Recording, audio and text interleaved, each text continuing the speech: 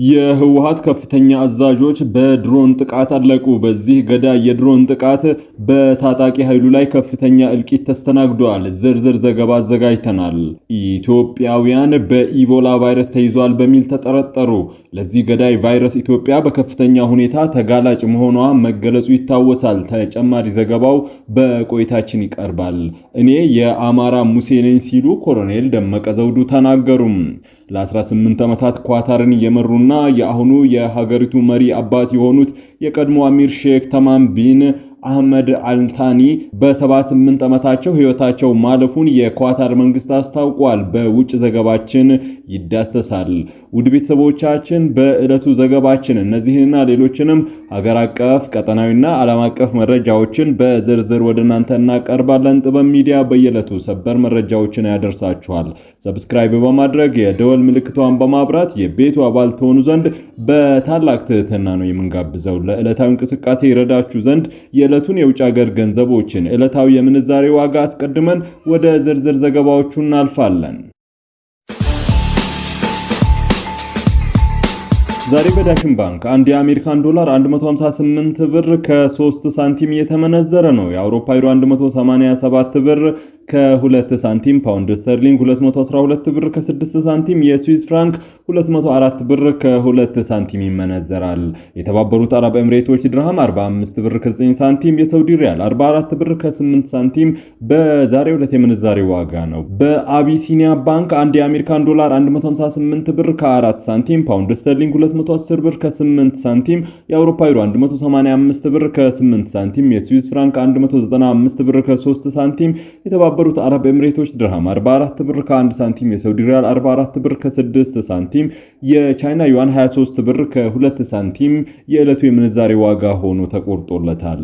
በህብረት ባንክ አንድ የአሜሪካን ዶላር 159 ብር ከ3 ሳንቲም፣ ፓውንድ ስተርሊንግ 209 ብር፣ የአውሮፓ ዩሮ 187 ብር ከ4 ሳንቲም፣ የስዊስ ፍራንክ 196 ብር ከ2 ሳንቲም እየተመነዘረ ነው። የአማራ ሙሴ ነኝ ሲሉ ኮሎኔል ደመቀ ዘውዱ ተናገሩ። ኮሎኔል ደመቀ ዘውዱ በ10ኛው የሐምሌ 5 የድል መታሰቢያ በሰጡት አወዛጋቢ ቃለ ምልልስ ራሳቸውን ከእስራኤላውያን ነፃ አውጪ ከሙሴና ከዳዊት ጋር በማነጻጸር የአማራው ሙሴ ነኝ ማለታቸው አነጋጋሪ ሆነዋል። እግዚአብሔር ይወደኛል የሚሉት ኮሎኔሉ በሐምሌ 5 ተኩስ የተነሳ በአማራ ክልልና በኢትዮጵያ ለውጥ መጥቷል። እምነት ላለው ሰው በምክንያት ነው ከባርነት እንድንወጣ የሆነው። ይህ ጉዳይም በጎንደር የተከሰተው ይላሉ። ዕለቱን የማከብረው በሃይማኖታዊ ጉዳይ ነው ሲሉ የሚቀጥሉት ኮሎኔል ደመቀ እስራኤላውያን ከሰሃራ በረሃ የወጡትን መጽሐፍ ቅዱሳዊ ታሪክን አብራርተዋል። እግዚአብሔር እስራኤላውያንን ከሲና በረሃ ለማውጣት ሙሴን ሰጣቸው። ከጎልያድ ጥቃት ነፃ ሲወጡ ዳዊትን ሰጣቸው። የዚያን ጊዜ ደግሞ ሕይወታቸው አጣብቂኝ ችግር ውስጥ ሲወድቅ እኔ የተገኘው ብዙ ሕዝብ ደግሞ ከኔ ጎን ተሰለፈ በማለት ራሳቸውን እንደ ሙሴ የጎንደርን ሕዝብ እንደ እስራኤላዊ መስለው መለኮታዊ ቀለም ሰጥተው ማብራሪያ ሰጥተዋል። ኮሎኔሉ ሲቀጥሉም ዳዊትም ተባለ ሙሴ የተባለ ተከታዮቻቸው ብዙ ነው። እንደ እድል ሆኖ ግን ለታሪክ እነሱ ታድሏል። እኔ ያንን እድል ታሪክ ለእኔ ስለሰጠኝ እግዚአብሔርን በጣም ነው የማመሰግነው በማለት ያንን ትግል እንደ ሙሴ እንዲመሩ ፈጣሪ እንደመረጣቸው አክለዋል። ኮሎኔሉ በሐምሌ 5 2008 ዓ.ም በጎንደር የተነሳውን ህዝባዊ ተኩስና ተቃውሞ የህወሓትን የማይደፈር ምስል የሰበረና ለ2010 ሀገራዊ ለውጥ ዋና መሰረት መሆኑን ተናግረዋል። ሲጋራ ውስጥ ያለውን ትንባሆ በማስወጣትም ሌሎች ህገወጥ የሚጨሱ ነገሮችን በመቀላቀል ለገበያ ያቀረቡ ግለሰቦች በቁጥጥር ስር ዋሉ። ባለፈው በጀት ዓመት ከ800 በላይ ግለሰቦች ከትንባሆና ከአደንዛዥ እጽ ጋር በተያያዘ በቁጥጥር ስር ውሏል ተብሏል። የአዲስ አበባ ምግብና መድኃኒት ቁጥጥር ባለስልጣን የትንባሆ ምርቶች ላይ የተተከሉ የሚጨሱ እጾችን በመቀላቀል ለማህበረሰቡ ለሽያጭ ያቀረቡ 4 ግለሰቦች ለህግ መቅረባቸውን አስታውቋል። ወንጀሉ የተፈጸመው በአንድ ዋናና በ3 ተባባሪዎች እንደሆነ ተገልጿል። በቁጥጥር ስር ውለው ክስ በተመሰረተባቸው ተጠርጣሪዎች ላይ ባለስልጣኑ ምስክርነት ሰጥቷልም ተብሏል። የባለስልጣኑ የምግብና ጤና ነክ ቁጥጥር ዳይሬክተሩም እስጢፋኖስ ጌታቸው ህገወጥ ምርት በገበያ ላይ ሲገኝ እርምጃ መውሰድ ኃላፊነት የሰላምና ጸጥታ ቢሮ እንዲሁም የፖሊስ እንደሆነና የባለስልጣኑ ሚና ቁጥጥር ማድረግና ምስክርነት መስጠት እንደሆነ አብራርተዋል። እስጢፋኖስ እንዳብራሩት ግለሰቦቹ የታሸገ የትንባሆ ምርት በመፍታት ሌሎች የሚጨሱ እንደ አደንዛዥ እጽ ያሉ ምርቶችን በመቀላቀል ለገበያ ሲያቀርቡ ተደርሶባቸዋል። በተጨማሪም ከተፈቀደላቸው አካባቢ ውጪ ሲነግዱ የተገኙ ግለሰቦች ተመሳሳይ እርምጃ እንደተወሰደባቸው ዳይሬክተሩ አብራርተዋል። ወንጀሉ የተፈጸመው በአንድ ዋና ተጠርጣሪና በ3 ተባባሪዎች መሆኑን ተናግረው ባለፈው በጀት ዓመት ብቻ ከትንባሆና አደንዛዥ እጽ ጋር በተያያዘ ከ800 በላይ ግለሰቦች ላይ አስተዳደራዊና ህጋዊ እርምጃ መወሰዱን ተቋሙ ገልጸዋል። አሜሪካ ወደ ኢኳቶሪያል ጊኒ የጠረዘቻቸው ስደተኞች በተያዙበት ሆቴል በኢቦላ የተጠረጠሩ ሰዎች እንደተገደሉ ተነገረም። ከአሜሪካ ወደ ኢኳቶሪያል ጊኒ የተጠረዙ ስደተኞች በተያዙበት ሆቴል ውስጥ በገዳዩ ኢቦላ ቫይረስ እንደተያዙ የሚጠረጠር ቢያንስ አንድ ሰው ተገድሎ እንደሚገኝ የተጠራዦቹ ጠበቃ ተናግረዋል። ጠበቆቹ እንደተናገሩት የሀገሪቱ ፕሬዝዳንት አቴንዶሮ ኦቢያንግ ንብረት በሆነው በዚህ ሆቴል ውስጥ ከኢትዮጵያ፣ ከአንጎላ፣ ከሞሪታኒያ መሆናቸው የተገለጸ 17 ስደተኞች እንደሚገኙበት አሶሺየትድ ፕሬስ ዘግቧል። ስደተኞቹ ወደ ኢኳቶሪያል ጊኒ የተወሰዱት የትራምፕ አስተዳደር ከሶስተኛ ሀገር ጋር በሚያደርገው ስምምነት መሰረት መሆኑ ተገልጿል።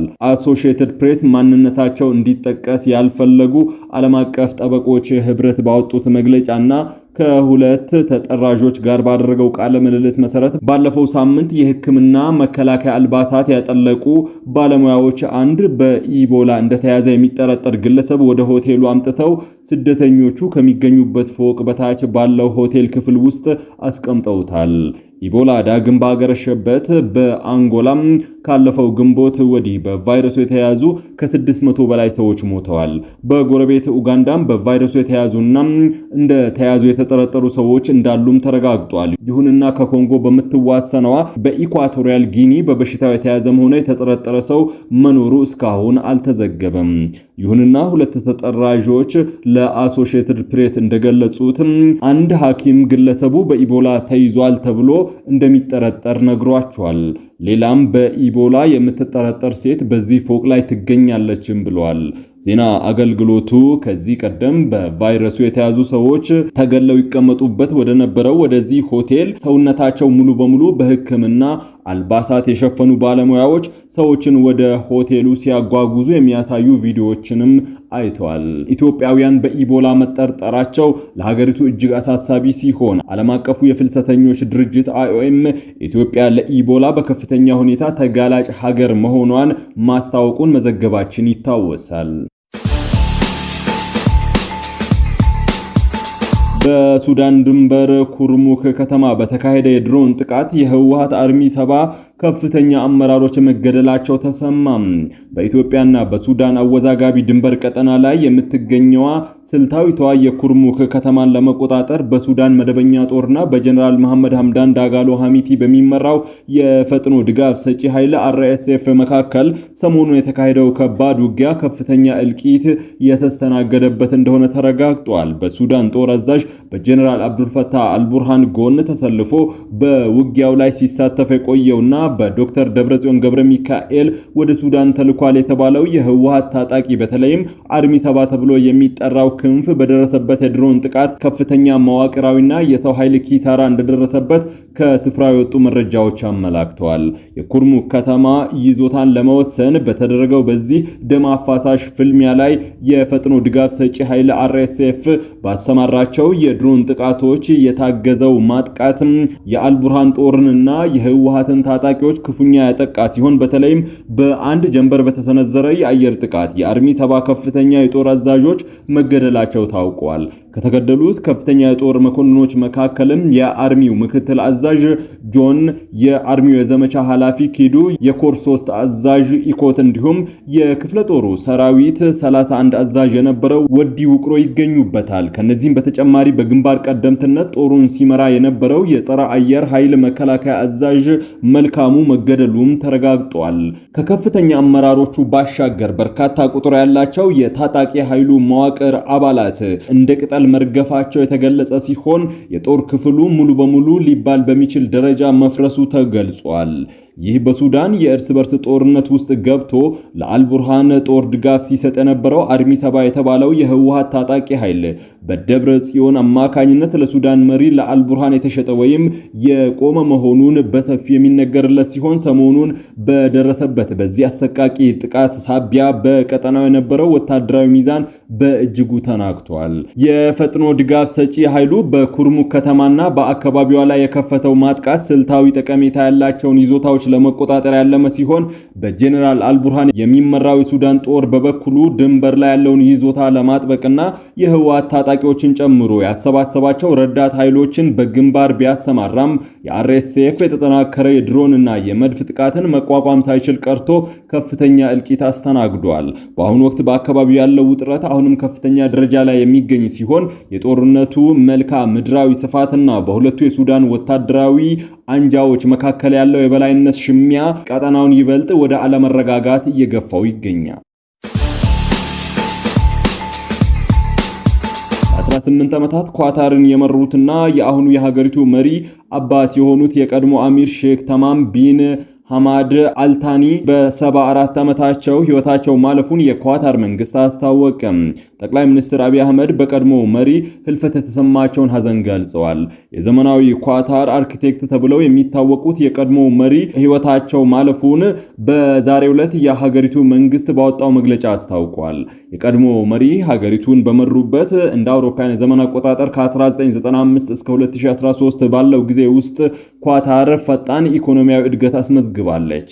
አነስተኛ በረሃማ ሀገር የነበረችው ኳታር ፈጣን ኢኮኖሚያዊ እድገት፣ ዓለም አቀፍ ዕውቅና እንዲሁም ፖለቲካዊ ተጽዕኖ የማሳደር እንቅስቃሴ የጀመረችው በሼክ ሐሚድ ቢን ከሊፋ አልታኒን የስልጣን ዘመን እንደነበረ ሮይተርስ ዘግቧል። በእነዚህ ዓመታት ኳታር በባህረ ሰላጤውና በዓለም አቀፍ ደረጃ ተጽዕኖ ፈጣሪ ሆና መውጣት ችላለች።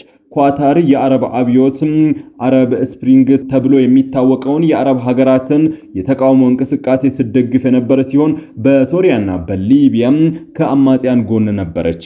በዓለም አቀፍ ደረጃ ተጠቃሽ መገናኛ ብዙሃን የሆነው አልጀዚራ የተቋቋመው በቀድሞ መሪ የስልጣን ዘመን ነው። በስልጣን ዘመናቸው ቋሚ መንግስት እንዲኖር ያደረጉ ሲሆን የአካባቢው ምርጫ ተካሂዷል። ኳታር የ2022 ዓለም ዋንጫን የማዘጋጀት እድል ያገኘችው በእርሳቸው መሪነት ዘመን ነው።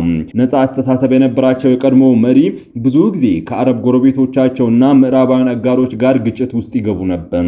ወታደራዊ ትምህርታቸውን ያጠናቀቁት በብሪታንያ ውስጥ ሲሆን ወደ ሀገራቸው ከተመለሱ በኋላም ወደ መሪነት ስልጣን ከመምጣታቸው በፊት በሰራዊት አዛዥነትና በመከላከያ ሚኒስቴርነት አገልግለዋል።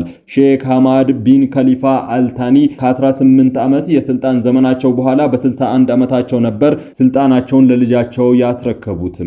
የቀድሞ አሚር በዚህ መልኩ ከስልጣን መውረዳቸው መሪዎቹ እስከ ሞት ድረስ ስልጣን ላይ በሚቆዩበት የባህረ ሰላጤ ፖለቲካ የተለመደ አልነበረም። የቀድሞ መሪ ህልፈትን ተከትሎ ከዛሬ ጀምሮ 4 የሐዘን ቀናት የታወጀ ሲሆን ከነገ ሰኞ እስከሚቀጥለው ሳምንት እሁድ ድረስ የመንግስት ተቋማት እንደሚዘጉ ተገልጿል። ጠቅላይ ሚኒስትር አብይ አህመድ በአረብኛ ቋንቋ በፌስቡክ ባጋሩት ጽሑፍ በአሚሩ ሞት የተሰማቸውን ሐዘን ገልጸዋል። የብሔራዊ ቴሌቪዥን ጣቢያ ትርጉም እንደሚያሳየው ሼክ መሐመድ ቢን ከሊፋ አልታኒ በተለይም በአፍሪካ ቀንድ ሰላምን ለማስፈን ለውይይትና ለድርድር መሰረት በመጣል ረገድ ትልቅ አስተዋጽኦ የነበራቸው ጥበበኛ መሪ እንደነበሩ ጠቅላይ ሚኒስትር አብይ አህመድ ጽፈዋል።